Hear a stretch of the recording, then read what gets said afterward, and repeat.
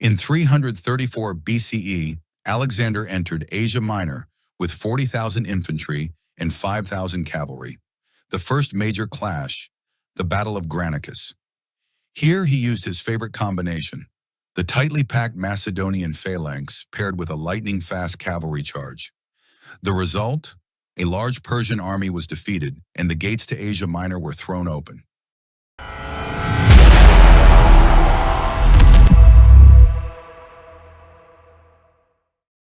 A man who lived only 32 years, yet changed the map of the world forever.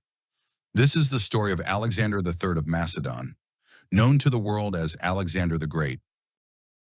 356 BCE, Pella, a small royal palace in Macedonia. Here was born a boy, the son of King Philip II and Queen Olympias. At the time, no one could have imagined that this child would one day create an empire stretching from Greece to northwest India, covering over 2 million square miles. And the most remarkable part? He never lost a single battle.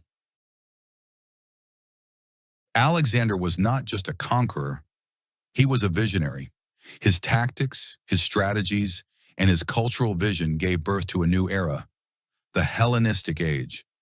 Imagine, a time when Greek and Eastern cultures merged to lay the foundation of a new civilization, science, philosophy, and art, when a young king conquered the world not just with his sword, but with his vision.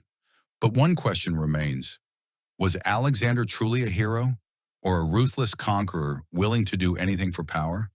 This story will show you both faces, the visionary leader and the flawed human being.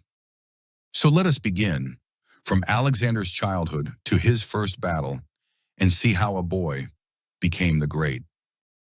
But Alexander's greatest asset was his teacher, Aristotle. For 3 years, Aristotle taught Alexander not only philosophy, science, and literature, but also gave him a vision of a united humanity, a world where diverse cultures could live together. Foyo, imagine, a future conqueror who, along with his sword, also wielded the ideas of Aristotle as a weapon. While King Philip was away on campaign, Alexander was appointed regent.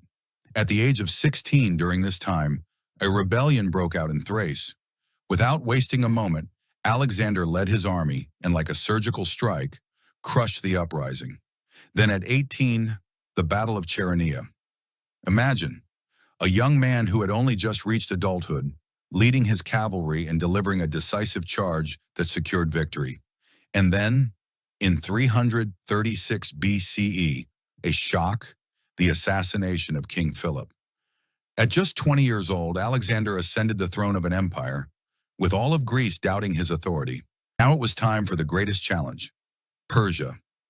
In 334 BCE, Alexander entered Asia Minor with 40,000 infantry and 5,000 cavalry. The first major clash, the Battle of Granicus.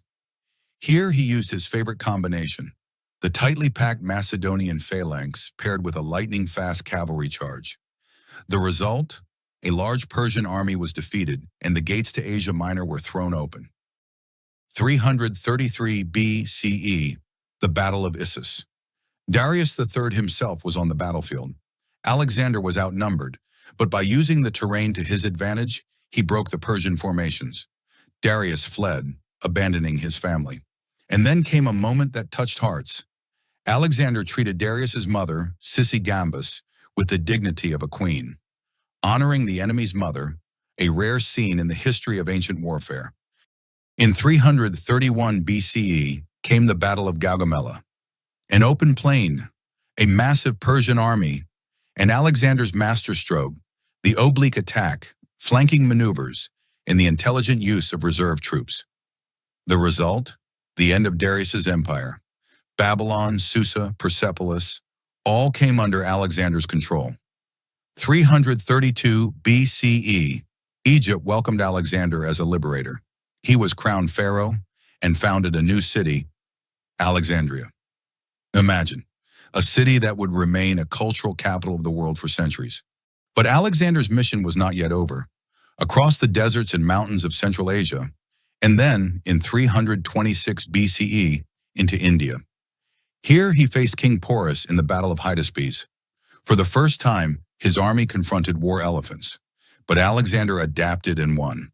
Impressed by Porus's bravery, he reinstated him as governor of his own region. This was Alexander's smart politics, turning an enemy into an ally. The turning point.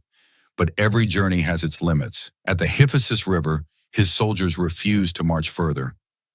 Enough. It's time to go home. On the return journey came the horror of the Gedrosian desert. Thirst, hunger, and death. And then a legendary moment.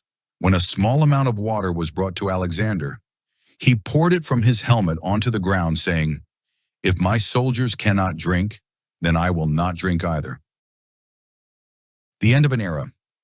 324 BCE, the Susa weddings, 80 Macedonian officers marrying Persian noblewomen, a symbolic gesture to unite East and West. But in 323 BCE in Babylon, Alexander fell ill. Within days, at just 32 years of age, he was gone. There was no clear successor, and the empire began to fracture.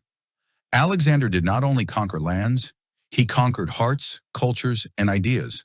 And that is why, even 2,300 years later, we still call him the Great. Even after Alexander's death in 323 BCE, the seeds he planted continued to grow. Imagine, more than 20 cities bearing the name Alexandria. Each Alexandria became a hub of trade, of learning, of governance. Egypt's Alexandria became the very heartbeat of knowledge, home to the great library where scrolls from across the known world were collected, and the Pharaoh's lighthouse, a wonder that guided sailors safely to its harbor